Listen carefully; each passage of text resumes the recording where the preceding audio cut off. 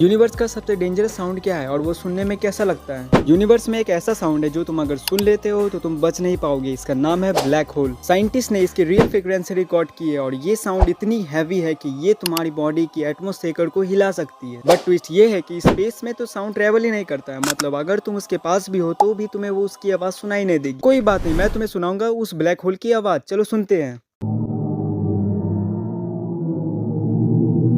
तो अगर इस टॉपिक पे आपको सेकंड पार्ट चाहिए तो आप कमेंट कर सकते हो, और ऐसे ही माइथोलॉजी फैक्ट जानने के लिए सब्सक्राइब करके आप हमारे साथ जुड़ सकते हो।